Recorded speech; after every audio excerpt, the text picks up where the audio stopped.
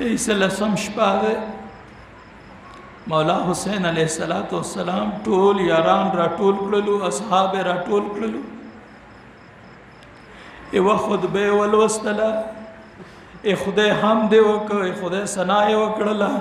هغې نه بعد یې سوا د ما اصحابو وشوه د جنګ وخت را نږدې شوی دی. زه تاسو ټولو ته اجازت در کوم که څوک سینه تلی شي بیا یې غږ وکړه ما اکبره زویه لږه ډیوه خو مړه که، ما اکبره زویه ډیوه مړه که. که څوک ما شرم وجې نه نسي نه هغې لاړ شي. دوه قسمه تاریخ لیکلی دی، یو تاریخ دا لیکلی دی چې هیڅوک نه دی لاړ، بل تاریخ دی رایي نه ځینې کسان لاړلو. مولا حسین داسې یې څه لاړ شو، خو که څوک سو بیا دوره لرې لاړ شو. که زما بیا د حلم الناصر ینصر نه غږ واورې، څه د ما د حلم الناصر ینصر نه غږ بیا واونورې، ځکه که د ما استغاثه واوري ما ته ثواب را نه کړي نه بیا به مو الله عذاب کوي.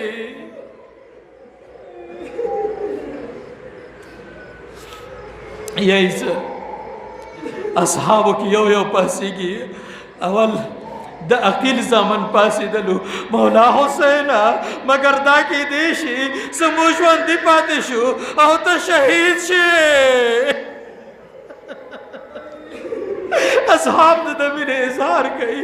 مسلم ابن اوزجه پاسېده، مولا حسین که اویا ځلې قسم په خدای دی اویا ځلې د تا لیارې کې شهید شم بیا ژوندی شم، بیا شهید شم، بیا ژوندی شم، بیا وسېځولی شم، ایرې مو هوا کې لاړې شي بیا هم د تا نه لاس نه خلم. ایسے بی بی خیمے کی ناستا دی، بی بی ولیاء مکرمہ دی خبری آوری سڑے ڈاڈا دی سمجھو دا غسین ملک رشتہ دی.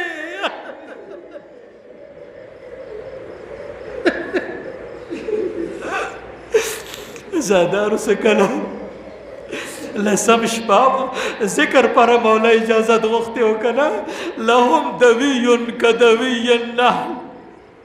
خیموں کے دس آوازونه وو لکه ابگنو مچکری ابگنو غنبس اغلاوزے آوازونه کوي. ایسے امام دے وی خیمین کی گرزی ارے وی خیمین کی بی بیان خپل مین تیاری جہاد دا پارا. ام لیلا دا اکبر سر خبری کئی ما اکبر زویا ما اکبر زویا سبا خپل پلار نزال قربان کا.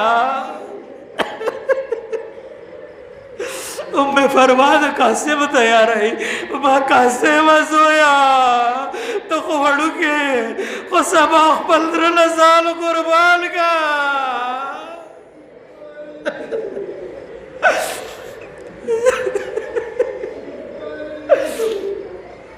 ازاداران حسین للخروخ بریادو کا لسم شبہ دے ولی مسل الحسین فلیبک الباکول کبھی آشاڑو لدہ حسین پا غم کی وجاڑو. یہی سے ہوا خیمہ دے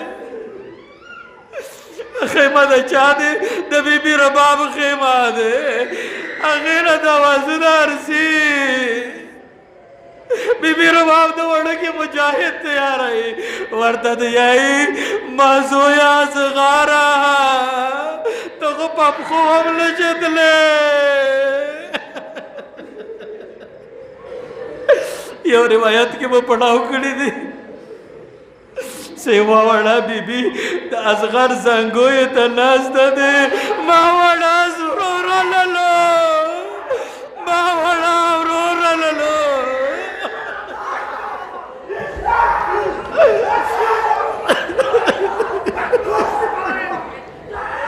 اجرکم علی اللہ اجرکم علی اللہ. ازاداران حسین تاسو منی نا قربان شو.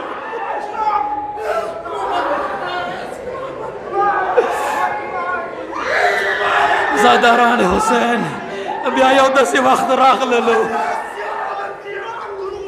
څه مولا راغللو د بې کسیه نیزې ته یې تکیه ووهله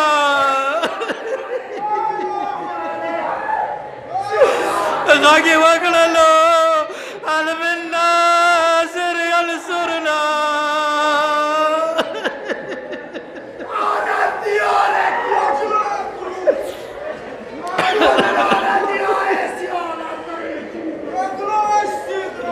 ألا لعنة الله على